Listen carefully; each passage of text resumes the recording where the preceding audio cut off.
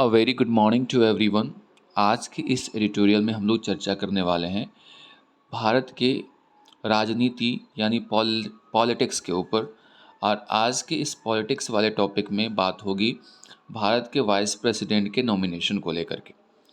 अलग अलग पार्टियां, खासकर विपक्ष और एनडीए, दो गुट बने हुए हैं, जिसमें एनडीए के एक अलग प्रत्याशी होते हैं राष्ट्रपति और वाइस प्रेसिडेंट के लिए। वहीं दूसरी तरफ आप देखेंगे कि अपोजिशन अपना अलग उम्मीदवार उतार रहा है वाइस प्रेसिडेंट और प्रेसिडेंट के लिए।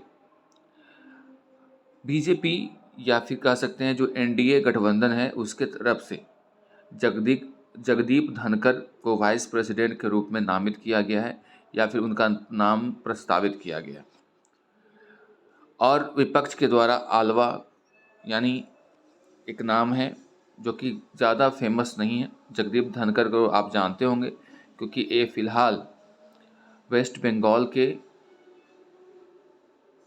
राज्यपाल के तौर पे काम कर रहे हैं और हमेशा आप देखे होंगे कि सुर्खियों में बने रहते हैं। इनका विवाद अक्सर देखने को मिलता है ममता बनर्जी के साथ। तो इसी के साथ इस एडिटोरियल की शुरुआत की जाए। जो भी बीजेपी चाल चलती है उसमें कुछ न कुछ उसका पर्पस निहित होता है।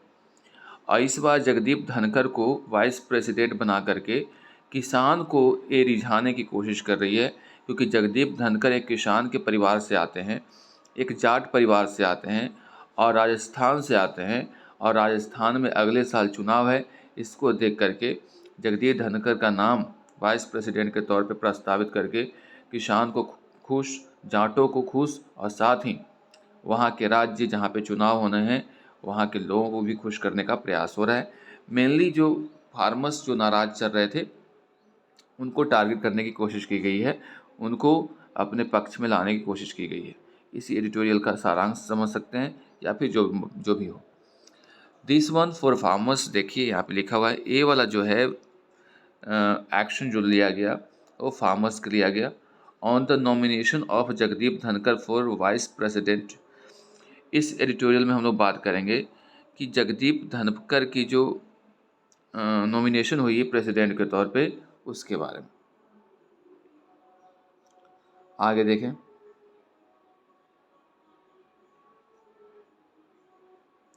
The Bharatiya Janata Party is seeking to appease. Bharatiya Janata party जो है वो कोशिश कर रही है। सीकिंग मतलब ट्राइंग टू, अपीज मतलब होता है फुसलाना, मनाना। अ डोमिनेंट फार्मिंग कम्युनिटी, एक जो है महत्वपूर्ण डोमिनेंट फार्मिंग कम्युनिटी है, with its choice for vice president Jagdeep Dhankhar. यानी भारतीय जनता पार्टी कोशिश कर रही है फुसलाने की, मनाने की जो एक फार्मिंग कम्युनिटी है, यानी जो किसान की जो कम्युनिटी है उसको, जगदीप धनखड़ को अपना वाइस प्रेसिडेंट के तौर पे प्रस्तुत करके।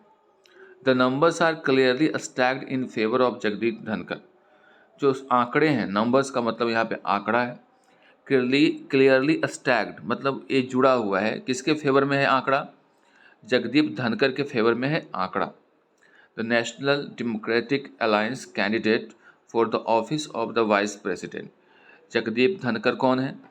नेशनल डेमोक्रेटिक अलायंस, जिसको एनडीए कहा जाता है, उसके कैंडिडेट हैं। किसके लिए? तो वाइस प्रेसिडेंट के लिए। The opposition 17 parties attended a joint meeting. Opposition की 17 पार्टी ज्वाइंट मीटिंग की on Sunday has announced Congress leader Margaret Alva as its candidate. और जहां एनडीए के तरफ से डेमोक्रेटिक अलायंस कैंडिडेट के तौर पे वाइस प्रेसिडेंट के पोस्ट के लिए किसे चुना गया है? जगदीप धनखड़ को। वहीं 17 पार्टीज़ की एक ज्वाइंट मीटिंग हुई अपोजिशन की और उसमें Margaret Alva as its candidate यानी उनको चुना गया वाइस प्रेसिडेंट के लिए। आपको पता होगा कि मुर्मू एनडीए की कैंडिडेट है प्रेसिडेंट के लिए, वहीं यशवंत सिन्हा कैंडिडेट हैं अपोजिशन के प्रेसिडेंट के लिए। Mister Dhankhar who join the Bharatiya Janata party BJP in 2003। जो धनखड़ जो एनडीए के कैंडिडेट हैं भारतीय जनता पार्टी को 2003 में उन्होंने ज्वाइन किया था। After initial स्टिंट्स in the Janata Dal and Congress. शुरुआती जो उनकी जो कार्यकाल रही थी, स्टेंट्स का मतलब जो कार्य किए हैं, कार्यकाल जो समझ सकते हैं, वो जनता दल और कांग्रेस में रही है। Has remained a loyal soldier of the party and it's current leadership. और ये जो जगदीप धनखड़ हैं, वो हमेशा से वफादार सोल्जर की तरह पार्टी के लिए काम किए हैं और अभी के जो लीडरशिप हैं बीजेपी के लिए खास करके अच्छा और बहुत ही महत्वपूर्ण तरीके से काम कर रहे हैं। Even the office that he currently holds the governor of West Bengal, यहाँ तक कि अभी जिस पद पे हैं वो हैं वेस्ट बंगाल के गवर्नर के तौर पे, has not come in the way of his party loyalty. अभी भी इस पद पर पे भी रख करके पार्टी की तरफ ये वफादारी हमेशा दिखाते रहे हैं। He has had continuous public confrontations with the elected government led by Trinamool Congress Mamata Banerjee. ये अक्सर देखने को मिलता है कि लगातार पब्लिक डिस्प्यूट होते रहता है उनके बीच में। जो जीती हुई पार्टी है तृणमूल कांग्रेस और ममता बनर्जी के साथ हमेशा इनका कन्फ्रंटेशन होता रहता है, हॉस्टिलिटी होती है, दुश्मनी है, झगड़ा होता रहता है, ये अक्सर देखने को मिलता है। कन्फ्रंटेशंस का मतलब आमना सामना कर सकते हो, फाइट कर सकते हो। ऑन मेनी ओकेजन्स, कई अवसरों पर, इट अपीयर्ड दैट, ऐसा प्रतीत हुआ कि mister Dhankhar was playing a partition role in state politics. कई मौक़ों पे ऐसा लगा कि मिस्टर जो धनखड़ हैं वो एक पक्षपात वाली पॉलिटिक्स कर रहे हैं, यानी स्टेट पॉलिटिक्स कर रहे हैं। ऐसा लगता था कि पार्टीशन का मतलब होता है किसी का पक्ष लेना। In tandem with BJP while announcing his candidacy, यानी कई बार ऐसा देखने को मिला कि वो बीजेपी के पक्ष में, बीजेपी के साथ मिल करके एक पार्टीशन पॉलिटिक्स करने की कोशिश कर रहे हैं, है ना, किसी एक पार्टी को फेवर करने की कोशिश कर रहे हैं। वाइल अनाउंसिंग हिज कैंडिडेंसी, उनको उम्मीदवारी को अनाउंस करके, the BJP has described him as the son of farm. BJP ने उनको डिस्क्राइब किया है सन ऑफ फार्मर के तौर पे, यानी यहाँ पे फार्मर के वोट लेने के लिए बार बार उनको सन ऑफ फार्मर के नाम से ये किया गया। A much cleanse a still potent levelling that politicians claims. A much cleansed, सबसे ज़्यादा पॉलिटिकल जो है किसानों के प्रति चिपके रहते हैं। A still potent levelling that politics claims, एक बहुत पूर्ण, पोटेंट का मतलब होता है ताकतवर, लेवलिंग है जो कि पॉलिटिशियंस दावा करते हैं। The claim has a specific meaning in this context, इस संदर्भ में, कॉन्टेक्स्ट का मतलब होता है संदर्भ, इस संदर्भ में एक इसका अलग मीनिंग है, स्पेशल मीनिंग है। As mister Dhankhar hails from the Jat community, क्योंकि मिस्टर धनखड़ जो हैं जाट कम्युनिटी से आते हैं। एंड ये जाट कम्युनिटी जो है एक लैंड ओवनिंग, यानी कहने का मतलब होता है ज़मींदारी डोमिनेंट कास्ट है। पार्ट्स ऑफ उत्तर प्रदेश, हरियाणा और राजस्थान में ज़्यादा मिलते हैं। The communities stiff resistance was among the region that forced the center to withdraw the 3 farm laws in 2021। एक कम्युनिटी का एक कड़ा रेजिस्टेंस था, यानी विद्रोह था, जिसके वजह से केंद्र सरकार ने फार्म लॉज को 2021 में वापस ले लिया था। अ considerable segment of Jats had stayed with the BJP, एक अच्छा खासा जो पार्ट है जाट कम्युनिटी का वो बीजेपी के साथ रहा है in this years assembly election in UP के इलेक्शन में।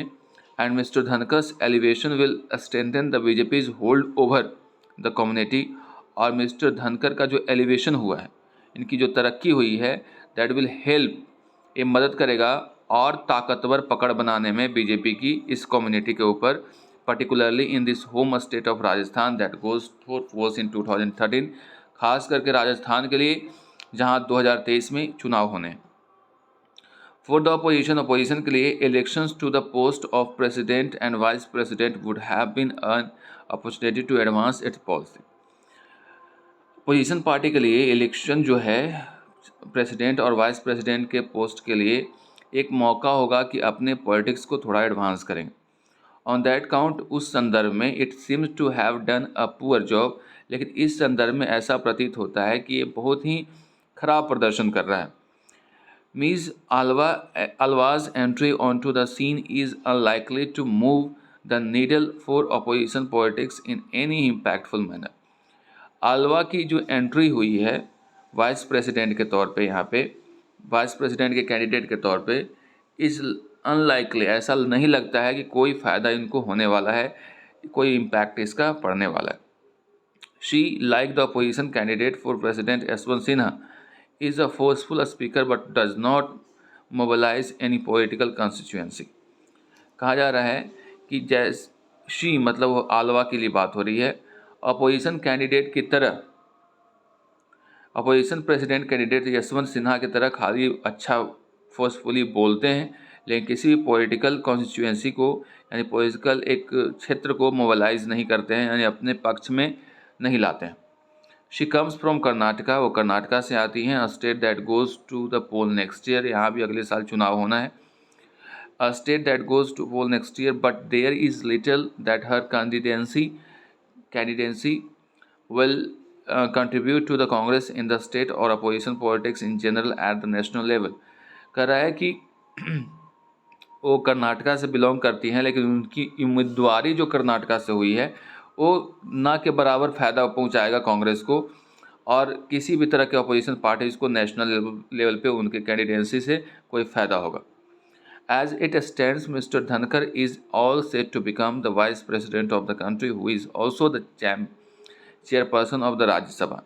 ये पूरी तरह से डिसाइडेड हो चुका है कि धनकर अगले वाइस प्रेसिडेंट के तौर पे इस कंट्री के होंगे, और जो कि अभी राज्यसभा के चेयरपर्सन भी है.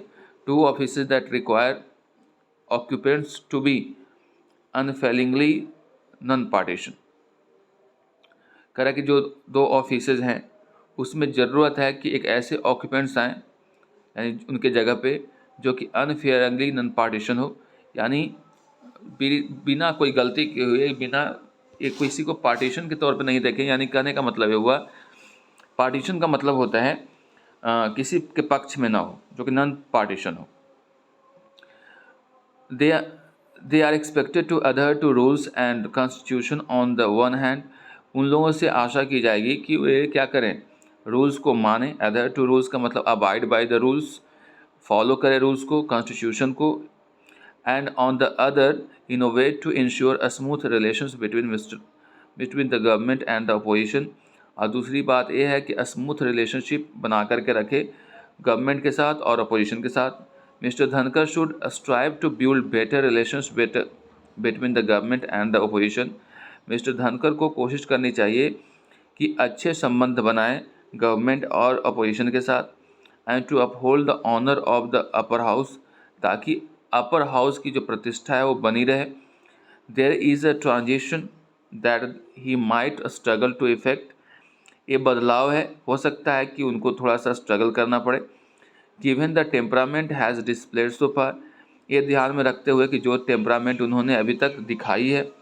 As he steps into a new national rule, अब चूँकि अगले एक नए रोल के तौर पे, वो भी राष्ट्रीय रोल के तौर पे वो आगे बढ़ रहे हैं. यानी कुल मिलाकर के इस एडिटोरियल में जगदीप धनकर की बात हो रही है, जिसमें कहा गया है कि हमेशा से उनको देखा गया है पार्टी की तरफ वफादार रहे हैं. अपने पार्टी के लिए उन्होंने विपक्षी पार्टियों के साथ दुश्मनी भी मोल ली है. कई बार राज्यपाल के पद पे रहते हुए भी कई बार उन्होंने पार्टी के प्रति लॉयल्टी दिखाई है. इन सब बातों का इसमें समावेशन है. That's all for today. See you in the next video.